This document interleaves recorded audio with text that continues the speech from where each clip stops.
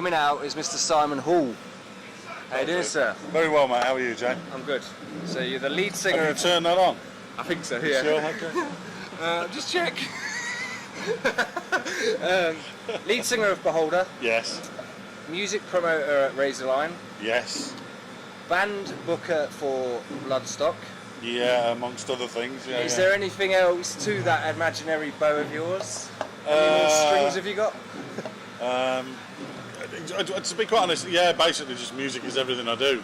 And, you know, at Bloodstock I'm sort of dog's body for everything. You know, I'm a band booker along with Vicky. I do the New Blood stage and the Jaeger stage and help out with the Sophie stage. But I also do the Metal to the Masses as well for all the New Blood bands, and I do production for stages 2, 3 and Jaeger, etc, etc. So yeah, and throughout the year I'm helping out with sponsorship and, you know, bits and bobs. I just generally get involved in music 24/7. You know, I used to be a bricklayer. People don't know that. I used to be a bricklayer and a plasterer. But you built like a brick shit house. Yeah. But you know what? I was fucking rubbish. I was terrible. Well, I wasn't terrible. I just didn't make any fucking money out of it. So I thought, you know what? I'm going to go into music, which is what I love. It's cold in England, isn't it? Yeah. So I'll tell you what I'll do is I'll do what I love and not make any money out of that either. But you know, at least I'm having a good time. So primarily, that's lead vocalist, writer for Beholder. Yeah. For those that don't know, or those that are going to be discovering you on this new leg of the tour, yeah. Describe Beholder. Beholder. It's been described in many different ways. We don't pigeonhole ourselves. We never have. We've always found that kind of disruptive, really. If we pigeonholed ourselves as a thrash band, then the prog elements of the songs wouldn't be recognised, and vice versa. We are an out-and-out, honest-to-goodness British heavy metal band with a modern feel. If you take bands like Nevermore and Testament and bands like that and try and meld them together, but with a real British flag-bearing sort of style to it, then I guess that's us. You know? Something that stands out with Beholder is your lyrics. You know, you're not ones to shy away from issues in the world.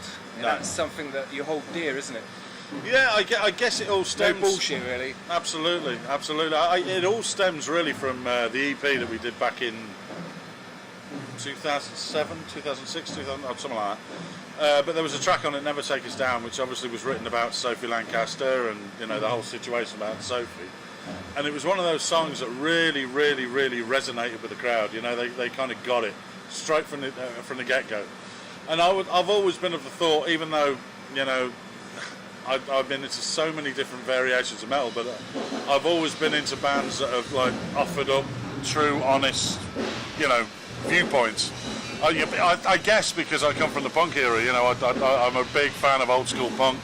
You know, bands like Discharge, etc., etc. for me were great, you know, back in the day, because they kind of spewed vitriol about the situation they were in right then. And, you know, let's be honest, we can't paint pictures of rainbows in the world we live in today. We can't, because it's a pretty fucked up fucking scenario that we live in. You know, all of us. You know, whether we choose to ignore it and, you know, brush it under the carpet, or whether we're a little too self-absorbed with it and, you know, go down the whole scaremongering route. But at the end of the day, we just paint a picture and say, this is what we think. We don't expect you to, you know, have a decision on, you know, whether you believe in us or not. But at the end of the day, the governments, the banks, the politicians, you know, the whole fucking thing is 10 yards of shit. It's fucking terrible. So, you know, and that's worldwide. So, you know, Order of Coas really rung home with that. Fuck off.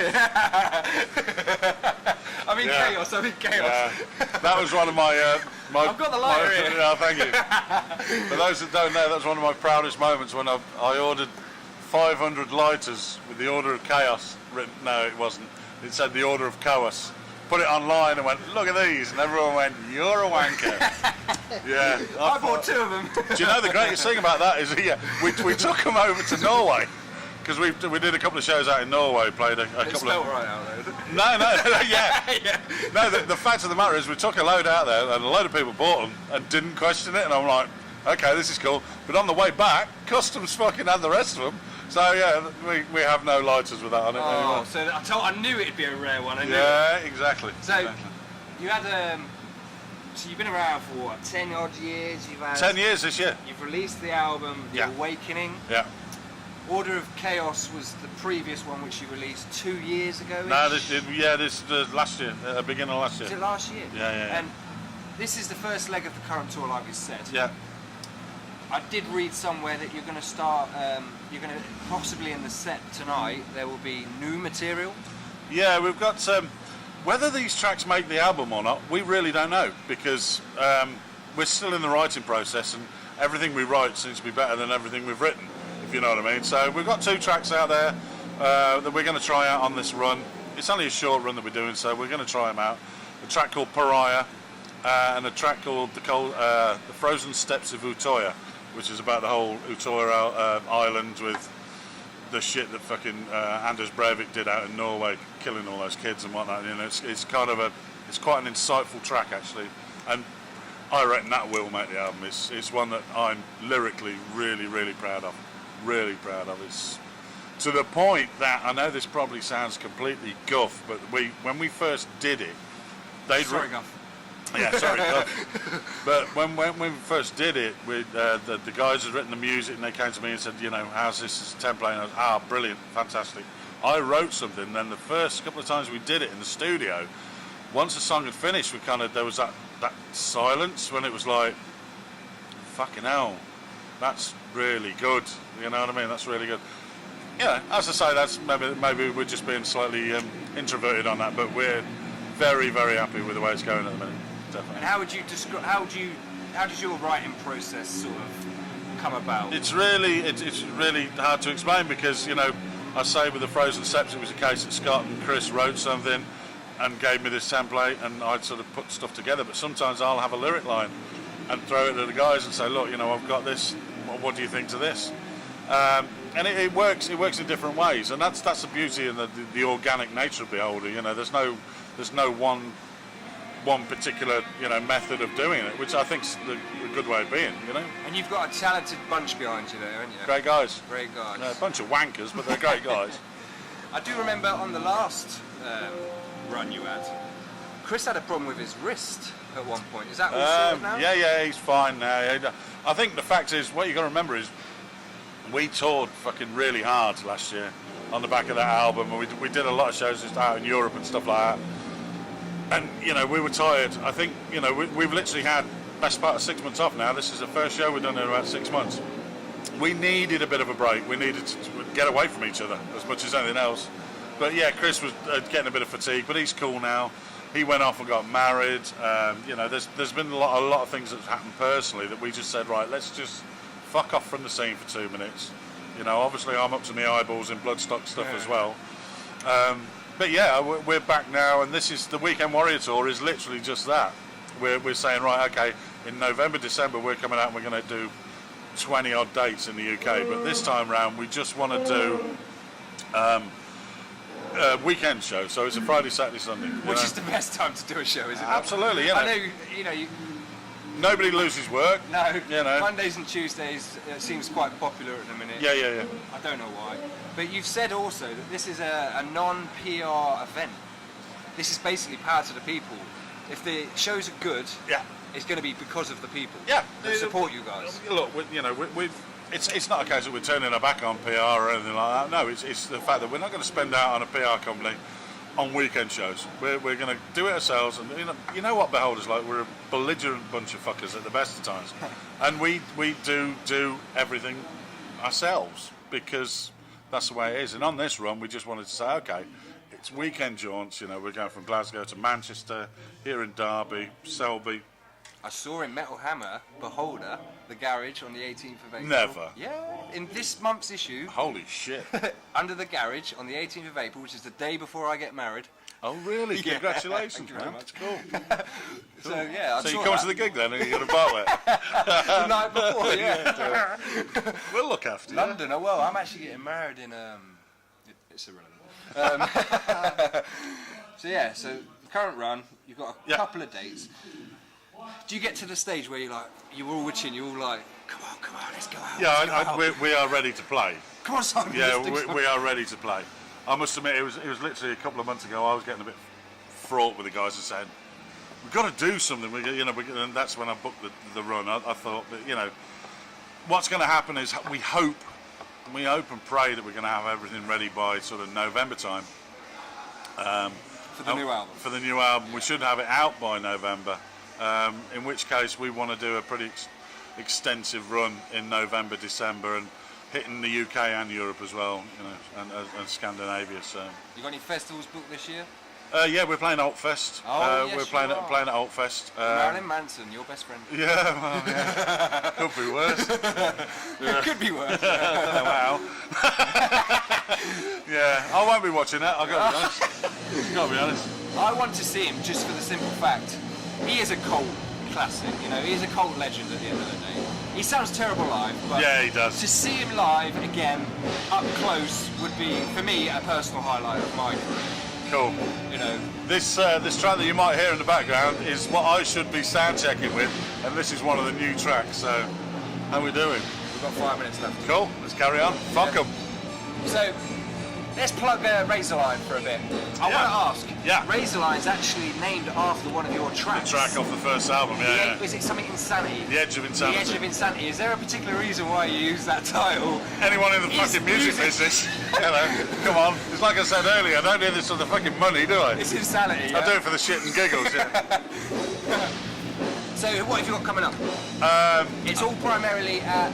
The Queen's Hall in Nuneaton is one of the venues that I run out of. Obviously, we booked the Beholder shows as well, but at the Queen's Hall, we've got Gus G and Marty Friedman. So, you know, you got Ozzy's guitarist and the next Megadeth guitarist playing at the Queen's Hall. We've got a band called the Blues Pills. Seriously, I think she has the voice that Janis Joplin left us with. She's fucking brilliant, so check her out. We've got Ed Guy, we've got MOD, we've got Biohazard.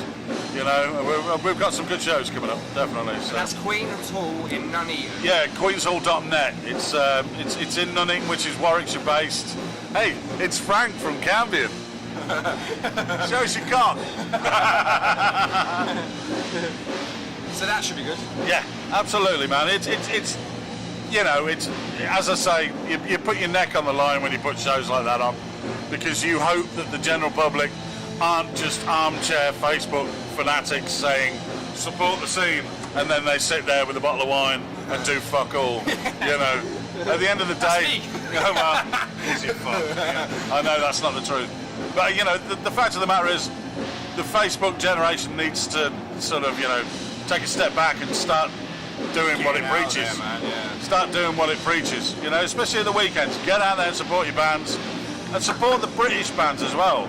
Let's stop pandering to, you know, the Americanized, you know, video glam bands and, you know, the American touring bands. Let's fucking leave that for 5 minutes. Who in Britain's really impressing you at the minute then? Cambion, the guys that are out with us on this run, they're a fantastic bunch, and they're all down from like Bristol way. There's obviously Bull Stampede, Internal Conflict, Line of Fire are on with us tonight, but there's so many good bands out there. That's the thing, you know. There's a myriad of really good bands breaking through.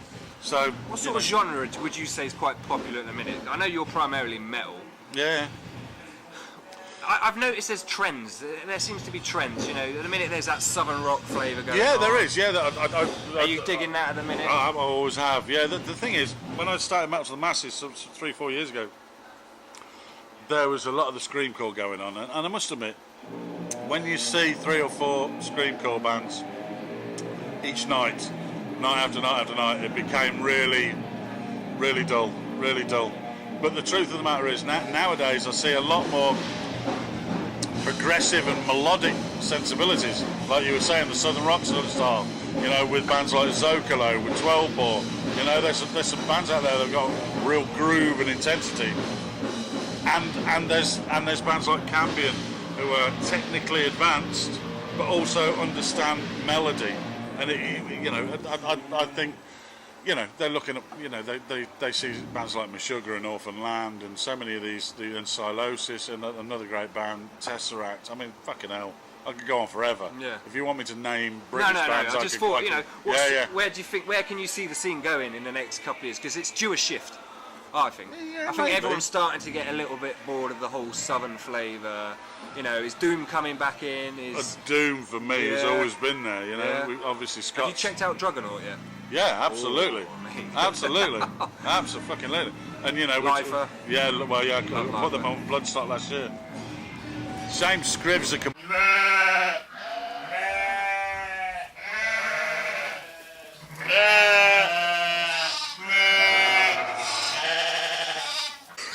What have you got coming up for Bloodstock? Is there anything that you can tell us that's not quite... Well, I can't announce any announcements, but I'll tell you a funny story. I was here for Evil Scarecrow, cool. and one of the Gregory sisters was here. And Yeah, yeah. I was actually stood over there with Jack. And she came over and said, would you like to play open Bloodstock next year? Okay. And they were like, fuck yeah! Yeah. Year after year after year after year. So is there no one that you can really say that's... I can't do any announcements now, but the fact is, you know, it's looking good. It's the healthiest Bloodstock we've had for years, and you know, It I'm looks extremely incredible. happy with the I'm line. actually a Bloodstock virgin. Is this your first My one? first ever Bloodstock. Cool. But I remember from last year, because I've been going to Download for years, and my musical taste has shifted slightly. And I remember last year, I couldn't go last year because I had to go on a family holiday. But I noticed how many people I actually knew at Bloodstock and thought, oh my god, I'm going to the wrong fucking festival here. Bloodstock is great. It is like a big family now. You know. So and yeah, what can I expect of Bloodstock? Being a first timer, load of cocks, loads of cocks everywhere, all over you. I'm going to get raped. Yeah. No, look, That's not good. it's a family festival. We'd never do anything like that. And I've heard the family feel there is... It's, you know, that's what Bloodstock's about. You know, it's not about the corporate entity. It's not about, you know, massive headliners and a pile of shit underneath. Down though, I can't Oh believe mate, Down. we've got Down, we've got Megadeth, we've got cares about Emperor, for fuck's sake, you know. We've got Saxon coming back, which is always good for a laugh. We've got a Man of Mouth. We've got some great bands again, year on year. Nightwish is it, or is it the other? No, the you've other got band she's in? no, yeah, you got oh bollocks. And what is it? She's Yeah. got a fantastic vocalist. Yeah, Floor Jansen. Floor Jansen. Floor that's Jansen. it. Yeah, I'm looking forward to that one. she's playing, and the fact is, you know, you look at the Sophie stage as well. You know, we've got Who have you got on there? Rotting Christ. We've got Satan. We've got Sister Sin. We've got some killer bands on there. Killer bands. And the weather's always good for Bloodstock, isn't it? I've Yeah. noticed it's always good. Yeah. Whereas I'm swimming in shit and on the Yeah, Download. we try not to say too much because it'll piss it down. Eh, you fucking idiot. Thank you. Touch wood. Anyway, I'm looking forward to your set. Thanks, man. Thanks, man. Thank you, Jack. Cheers. Nice one. So you. I know. Yeah. Be back in